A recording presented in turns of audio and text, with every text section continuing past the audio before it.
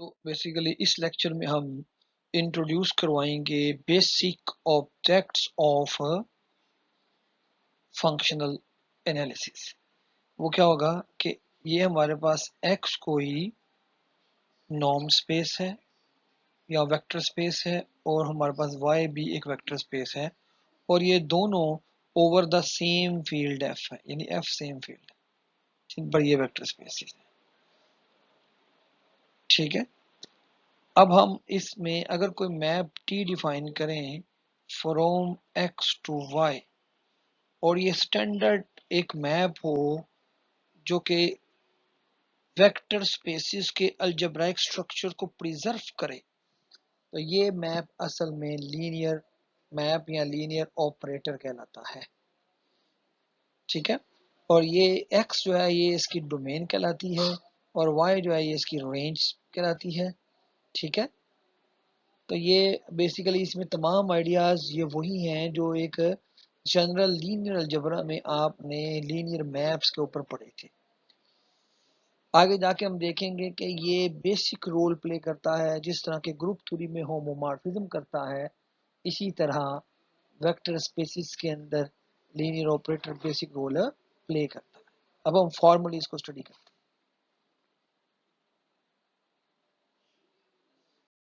हम formally introduce करते हैं अ linear operator T is an operator such that that domain जिसका नाम होगा D of T is a vector space and the range R of t lies in a vector space over the same field। यानी जब हम कहते हैं कि t जो होगा वो एक x से y में ये दो वेक्टर स्पेसिस हैं, इसमें एक मैप होगा, तो हम कहेंगे कि f दोनों के लिए सेम फील्ड है।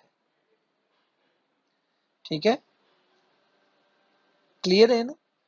ठीक है, अब क्या होगा, x एक vector space over the same field होगा।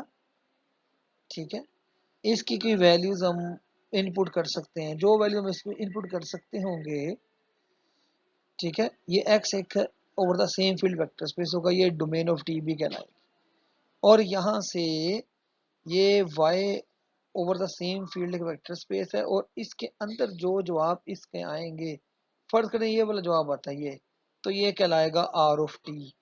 वो जवाब जो वो हिस्सा जो इसका जवाब आएगा वो इस y के अंदर एक स्पेस होगी, सब स्पेस कह सकते हैं इसको ये y की। ठीक है, ठीक हो गया जी। तो बेसिकली यहाँ तो पहला कॉन्सेप्ट जो है वो है कि जब आप t की बात करें लीनियर ऑपरेटर की, तो x और y over the same field vector spaces होनी चाहिए, फर्स्ट प्रॉपर्टी। और दूसरी प्रॉपर्टी क्या है कि t x plus y it should be equals to T X आना चाहिए प्लस टी वाई। इसका मतलब ये कि टी जो है वो एडिटिव स्ट्रक्चर को प्रिजर्व करता है। ठीक है, नंबर 2। और नंबर 3 क्या है कि अगर आपके पास अल्फा कोई फील्ड का एलिमेंट है और एक्स कोई वेक्टर स्पेस का एलिमेंट है वेक्टर, तो जवाब आना चाहिए अल्फा टी ऑफ एक्स। यानी स्केलर मल्टीप्लिकेशन भी प्रिजर्व रहती है, कांस्टेंट बाहर आ जाता है जो स्केलर है। अगर ये तीनों कंडीशन सेटिस्फाई होंगी, ये नंबर 1 है, नंबर 2 ये है, नंबर 3 ये है, तो फिर टी लीनियर मैप या लीनियर ऑपरेटर कहलाएगा। आगे यही दो बातें मजीद एक्सप्लेन की जा रही। देखें नंबर 2 क्या है, जब x और y डोमेन में से लें, यानी आप यहां से लें x और y यहां से लें, तो चूंकि ये वेक्टर स्पेस है तो इसका सम यहाँ कहीं और एक चीज आएगी, वो आएगा ये x प्लस वाई। तो क्या होना चाहिए, तो ये होना चाहिए कि एक्चुअली ये है y है आपका, ठीक है, और x का इमेज ये है आपका tx, इसे ऐसे लिखेंगे, और y का इमेज ये है ty। ठीक है, तो इनका जो सम आना चाहिए वो आना चाहिए tx प्लस ty, और ये सेम वही आना चाहिए जहां जो इस पे मैप होना चाहिए, पहली कंडीशन ये है, ठीक है। और दूसरी क्या कह रहा है कि आप अल्फा से मल्टीप्लाई करें इस एक्स को, फिर टी अप्लाई करें, या एक्स पे टी अप्लाई करने के बाद अल्फा से मल्टीप्लाई करें, दोनों का जवाब सेम आना चाहिए। तो तब जाके ये टी जो है ये एक्स से वाई में एक लीनियर ऑपरेटर बनेगा। अब नोटेशंस को तो देखिए, हम टी ऑफ एक्स की बजाय सिंपली टी एक्स लिखेंगे सिंप्लीकेशन के लिए, ठीक है। फंक्शनल एनालिसिस में टी ऑफ एक्स की बजाय हम लिखा करेंगे T applied on to X, ये समझ। और ये याद रखिएगा, डी ऑफ टी का मतलब है लीनियर ऑपरेटर टी की डोमेन क्या है, आर ऑफ टी का मतलब लीनियर ऑपरेटर टी की रेंज क्या है, एन ऑफ टी का मतलब है null space of T. Null space of T का मतलब आपको पता है, ये आपके पास एक्स है, ये वाई है, दोनों वेक्टर स्पेसिस हैं, तो इसका यहाँ पे कहीं आइडेंटिटी एलिमेंट जीरो होगा।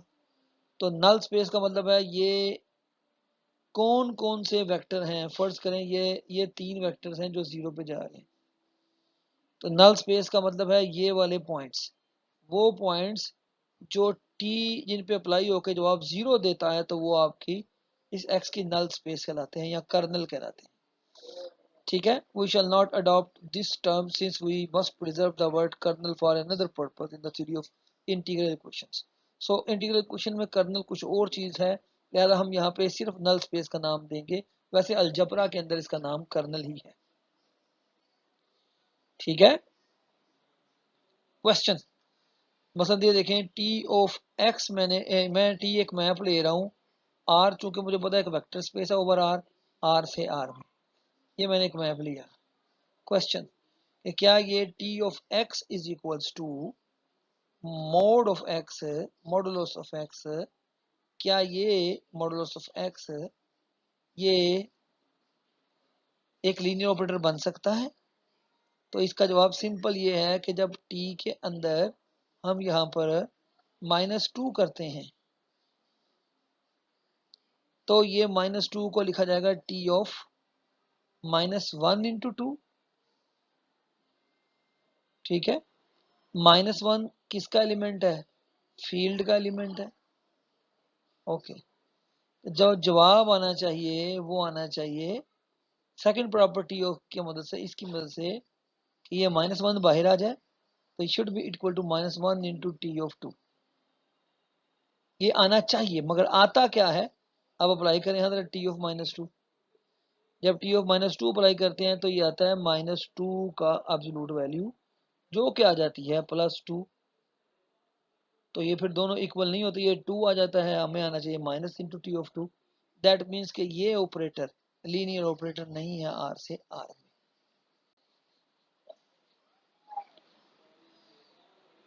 यहाँ मैं एक और एग्जांपल देना चाहता हूँ। फर्ज करें टी मैप है, मैंने मैप लिया from R to from R to R2, let's say ये मैप मैंने लिया over the same field R, और ये मैप मैं डिफाइन कर रहा हूँ T of X is equals to R2 का मतलब है ऑर्डर पेयर जवाब में आएंगे, तो मैं ये ले रहा हूँ एक्स कोमा एक्स का मॉडुलस। अब देखें तो क्या हो रहा है, अगेन सेकंड कंडीशन क्या कहती है कि T of okay T of -1 should be equals to -1 of T of 1, ये आना चाहिए बाय सेकंड प्रॉपर्टी। अगर मैं अल्फा को -1 लूं, क्योंकि रियल नंबर ये रियल नंबर में है फील्ड में, तो ये होना चाहिए। लेकिन हो क्या रहा है कि अगर हम -1 अप्लाई करें तो जवाब क्या आता है, जवाब आता है -1 इंटू +1, और अगर मैं इसमें से -1 कॉमन ले लूं लेट से, तो जवाब क्या आता है 1 कोमा -1, जबकि ठीक है, जबकि टी ऑफ 1 हमारे पास है क्या, टी ऑफ 1 तो हमारे पास है, इसमें 1 पुट करें 1 1, तो इसका मतलब ये हुआ कि हमारा t(-1) जो है वो -1 इंटू t(1) के इक्वल नहीं आ रहा। That means this is again not a linear operator, not a linear operator.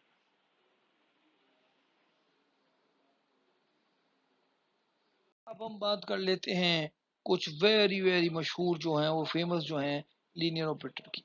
For example अगर एक वेक्टर स्पेस x ले लें तो x से x में एक मैप होता है i आइडेंटिटी, और उसका मसला क्या है कि i ऑफ x जो हो उसका जवाब आपने x ही लेना है, जो इनपुट किया वही जवाब ले लें। अब इसके लिए अहम कंडीशन ये बात नोट कर लें कि आइडेंटिटी सेम वेक्टर स्पेस से सेम वेक्टर स्पेस में होता है। अच्छा, अब ये आपका एक लीनियर ऑपरेटर है। उसकी रीजन क्या है?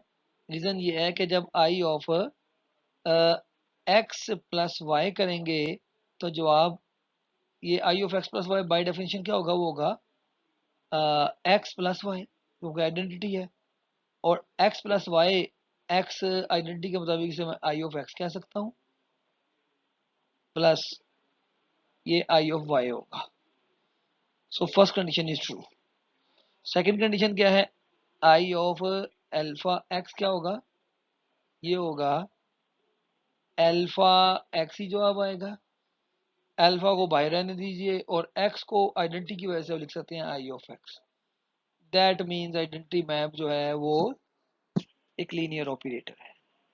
अब जरा क्वेश्चन ये है कि इसकी वो नल स्पेस क्या होगी? तो देखें जरा, आइडेंटिटी मैप का मतलब ये है कि अगर आपके पास ये x कोई वेक्टर स्पेस है, ये x कोई वेक्टर स्पेस है, तो सेम एलिमेंट ही सेम एलिमेंट में मैप हो।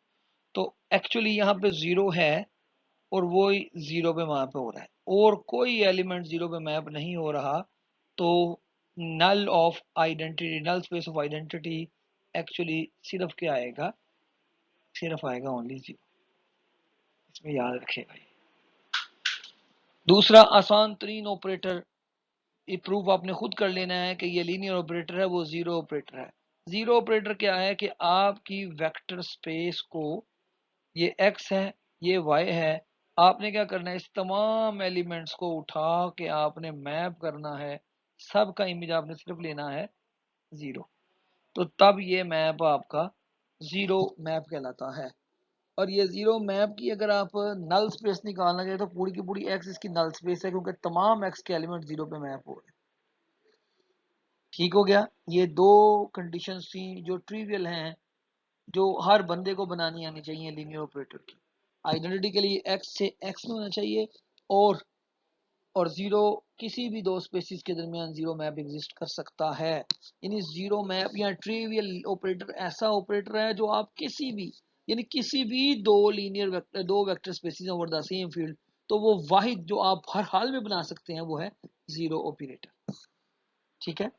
नेक्स्ट जी, ये बहुत इंपॉर्टेंट है कि आप पोलिनोमियल लें। Let X be the vector spaces of all polynomials A B, let on the same on A B. ठीक है? यानी आपके पास x में क्या आएंगे? अब x में पोलिनोमियल्स आ रही हैं सारी, यानी x है a0 plus a1x up to so on, तमाम पोलिनोमियल्स।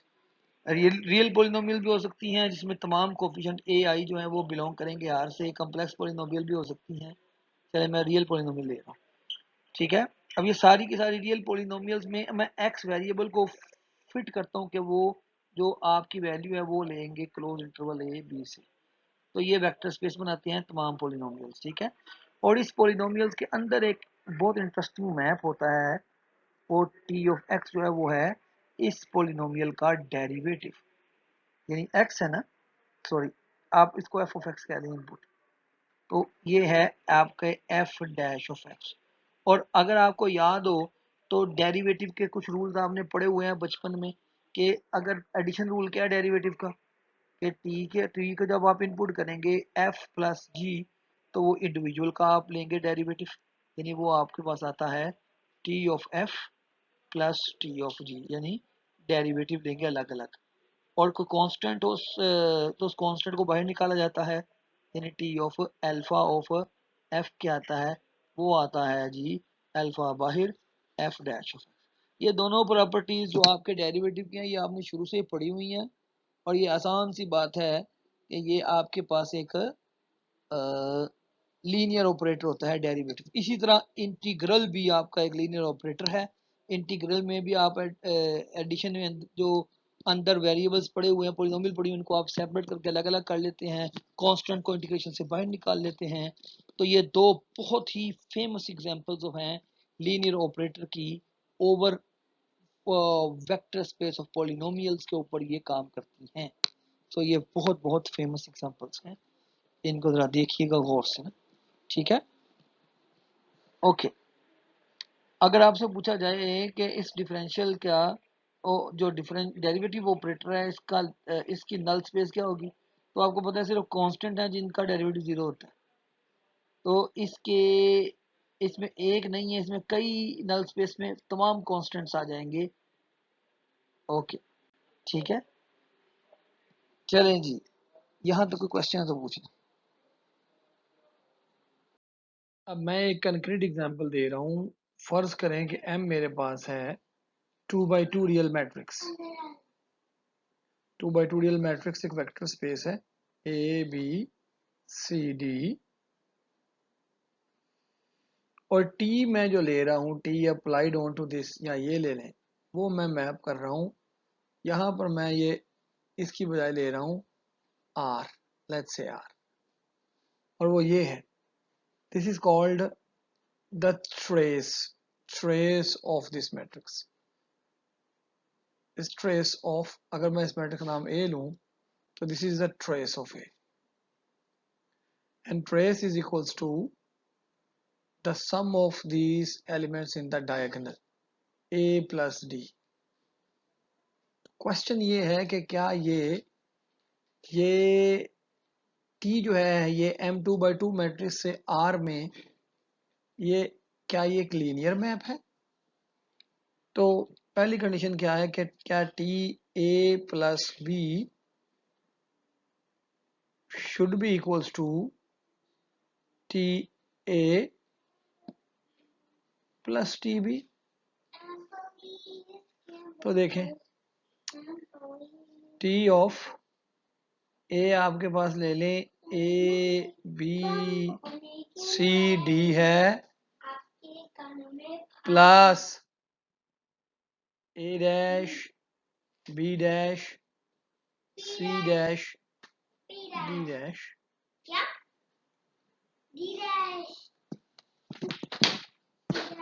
जब आप इसका सम करेंगे तो क्या आएगा, A plus A dash and so on, ठीक है। तो जब आप इसका ट्रेस निकालेंगे, तो वो ट्रेस निकालेंगे जब इसका, तो जवाब क्या आएगा, एक्चुअली जवाब आएगा ये A plus A dash plus G plus D dash, and clearly A plus A dash क्या है, this is equals to trace of A plus trace of P, ठीक है। और सेकंड कंडीशन देख लें, tree of alpha A it is equals to alpha a, alpha b, alpha c, alpha d, and this is equals to alpha a plus alpha d, and this is equals to alpha common a plus d, and this becomes alpha, and this is trace of a। So ये clear हुआ कि t ये जो है trace defined as, already as we know, the trace is a linear operator।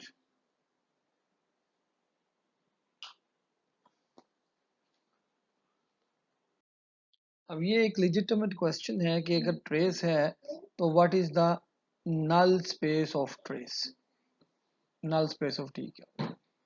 तो by definition null space of T का मतलब है वो ए मैट्रिक्स जो आएगा M2 R में से सच दैट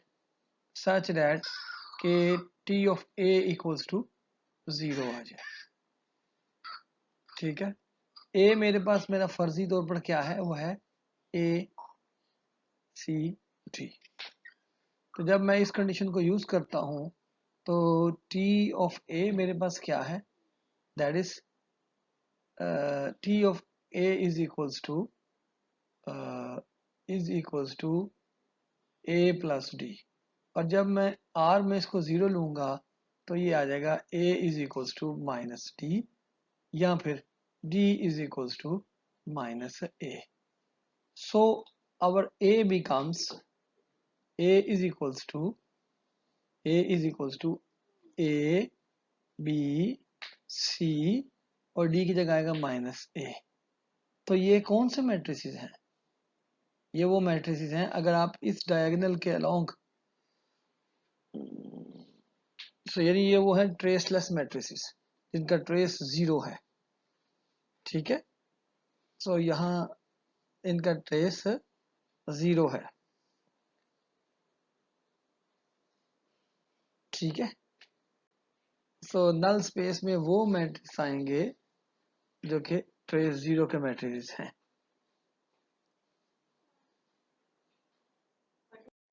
जी बहुत बहुत फेमस एक लीनियर ऑपरेटर है आर एन से आर एन में, और वो ऑपरेटर क्या है कि आप आर एन का एक एन ऑर्डर टपल लें, x1 x2 xn, और इसका अब t अप्लाई करें। तो इसका t क्या लेना है आपने, वो लेना है, इसको वैसे लें x1 x2 up to xn, और इधर अब इसका ऑर्डर क्या है, इसका ऑर्डर है n क्रॉस 1। ठीक है, तो इधर आप कोई सा भी मैट्रिक्स ले लें A। ठीक है, कोई सा भी मैट्रिक्स ले लें जो इस मल्टीप्लिकेशन को पॉसिबल बना दे, तो वो होगा M क्रॉस n ऑर्डर का मैट्रिक्स, ताकि ये कैंसिलेशन हो जाए।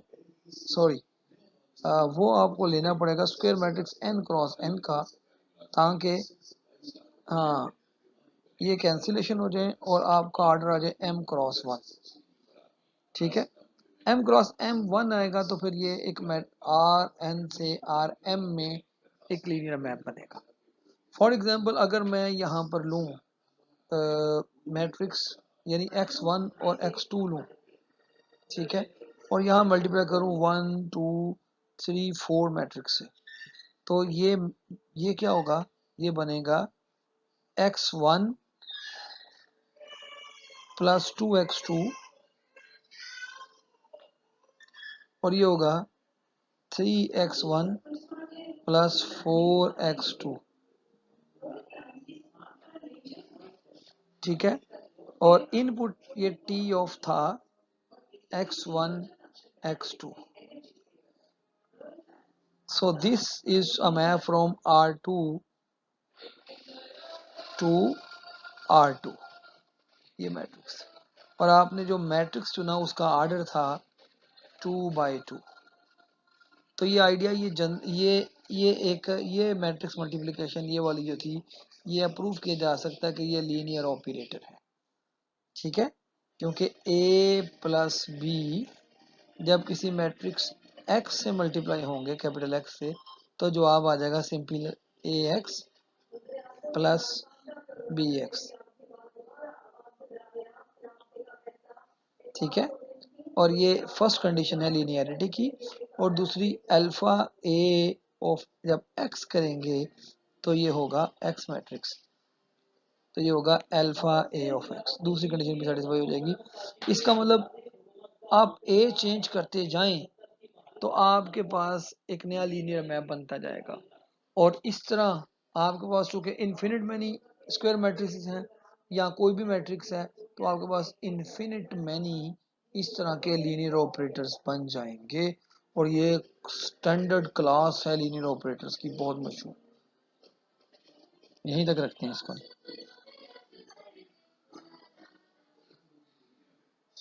इसी आइडिया को जनरलाइज कर रहे हैं।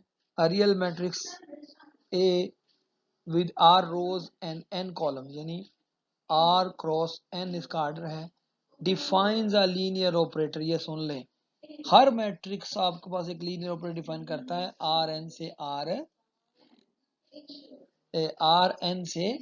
आर आर में, और वो इस तरह से है। ठीक है, ये देख लें, ये आपने इनपुट ली, ये इनपुट थी, ठीक है, आर एन से। तो ये टी जो था ये आर एन से मैप बना, और इसका जवाब आएगा आपके पास। देखें, इसको इससे मल्टीप्लाई किया जाएगा तो पहला एलिमेंट आ जाएगा ईटा 1, इसको इससे मल्टीप्लाई किया जाएगा तो दूसरा एलिमेंट आ जाएगा ईटा 2। और चूंकि रोज कितनी है, आर रोज है, तो आर एलिमेंट जवाब में आएंगे ये वाले। तो ये मैप है टी जो है वो आर एन से आर आर में मैप है, लीनियर मैप। और इस तरह जब आप ए को चेंज करेंगे तो एक नया मैप आएगा, फिर ए को चेंज करेंगे तो एक नया मैप आएगा। इस तरह पे इंतहा मैप्स ऐसे होंगे आर एन से आर आर में जो लीनियर मैप्स होंगे। इसी तरह सी एन से सी आर में भी ये मैप्स डिफाइन किए जा सकते हैं, और ये standard set of linear operators हैं, और ये इन्फिनिटली मैनी है। ओके जी।